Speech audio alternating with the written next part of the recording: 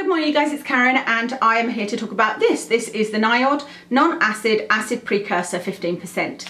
I've been asked quite a few times to review this. I didn't buy it at the time because it wasn't a product that interested me. I've said to you guys before that salicylic acid is something I felt that I should have in my regime, especially when I had really oily skin. And that I had tried and I just didn't enjoy it as a product. What I did really enjoy was the lactic acid, the ordinary lactic acid 10%.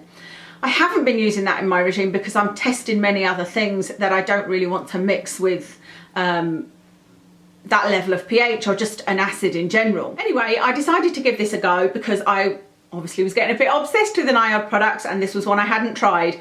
And I have fallen in love with it, I have to say. It's a really lovely feeling product. And I was just thinking through there, what makes me love a product? What would make me recommend a product to you or keep it in my regime? And it is things that are either proven with research, with good research behind them, to have an anti-aging effect or to address an issue that I'm dealing with. So that would be a retinoid.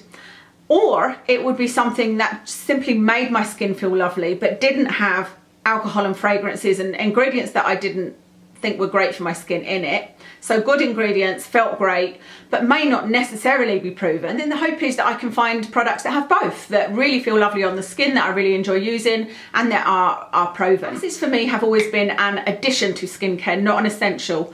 And I feel kind of the same way just now.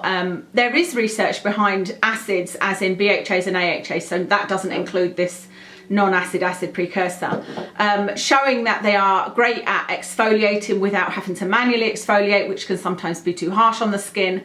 You know, that it helps your skin look fresher and brighter, but they can also be damaging because there's many different types of acids and many different strengths, and people can tend to misuse them. So when I say people, I include myself in that because I'm definitely somebody that can overuse products. So this is a product that basically mimics the action of acids, but isn't an acid. It's using a different kind of technology. In terms of technologies, there isn't one specific ingredient in this or one specific technology used. It's more about, I suppose if you group it, it would be about yeast extracts and fermentation in general.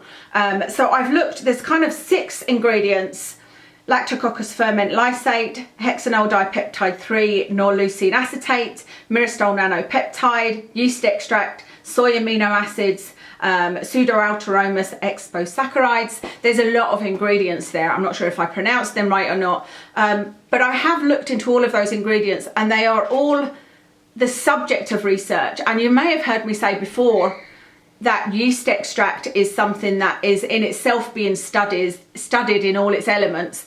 And there is very exciting research surrounding this, but there's not a huge amount of research. There's not massive clinical trials on this, but the initial research is exciting.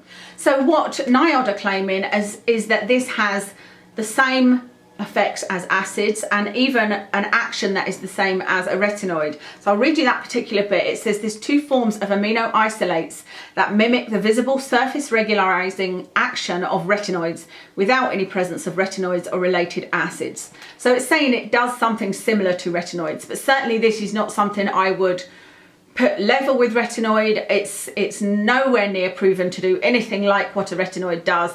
And so I would kind of put the retinoid comparison out of your head and think of it more as they call it, a non-acid acid.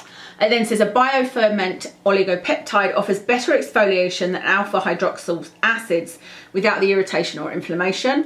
It says it offers barrier support, surface barrier support, hydration and comfort.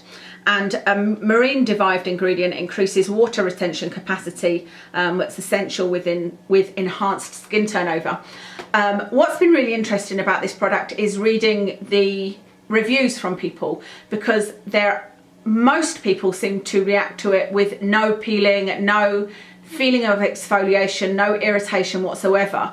But I did read one where she said that she had felt more exfoliation with this product than any of her alpha hydroxy acids I think she was using, which was really interesting to me because again it shows you with every single product there is on the market that we all act differently.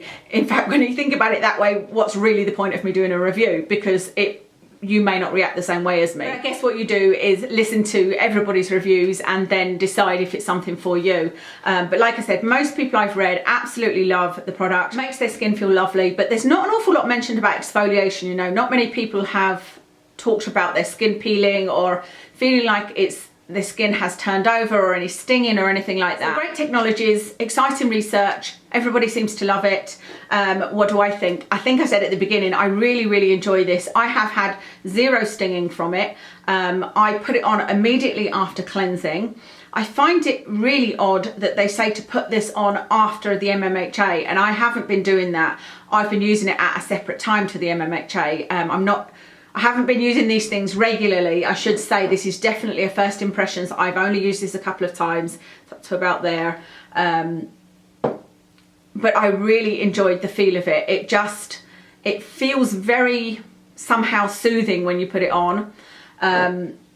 Like I said, no stinging or irritation whatsoever. It's in terms of, it looks like a serum, you know, in terms of what it is, it just feels like a nice serum, that's all. But once rubbed in, your skin, I think it has an immediate benefit. It feels kind of smoothed and yeah, lovely, really enjoyable to use. And then the following morning is when I noticed a big difference. When I used that, I felt a softness on my skin, actually I can feel it there, that I've only felt when using, there's a Clarins Lotus oil, I think it was, that made my skin feel that. And then there was one other product that I can't think of now that's been more recent that I used, and when you wake up feeling with baby soft plumped skin. Hydration vaccine maybe, although you can feel that immediately with it. But anyway, it feels lovely on the skin, no irritation. I used it 2 days in a row just to see if by using it 2 days in a row it would cause irritation. But like I said, I wasn't introducing it into my regime because I was just trying it out as a first impressions. Now I have finished using my copper. I would say that I felt more differences using this on my skin than I did with the copper amino isolate. And so I would prefer to have this in my regime than I would the copper amino isolate. They are about the same price because this is £35 for 30ml, but the copper product is £36 I think, but for half the amount, so for 15ml. So price-wise, I'd obviously prefer to go with this. I didn't feel, as you'll know by now, any difference with the copper amino isolate, but with this it feels like it smoothed out my skin. I can't say it did anything more than that. I just feel like it would improve texture of your skin. Whether it gave, what did they say? Surface regularization, I can't say that word. That's what they claim, and I do think it would probably do that. Skin radiance, visible radiance, yeah, possibly, because there would be an element of exfoliation even if you can't necessarily feel it. So this for me falls into the category of lovely to use. Do you remember I was saying my skincare would either be lovely to use or proven?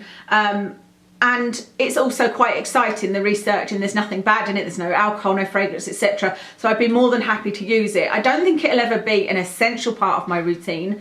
Although I wonder if it might turn out to be like what some people have experienced with the copper serum, in that you realise when you stop using it. But I've only used it a few times, so I can't say that just yet. I am nearing the end of all of the different skincare things that I'm trialling, and so I haven't introduced it into my regime.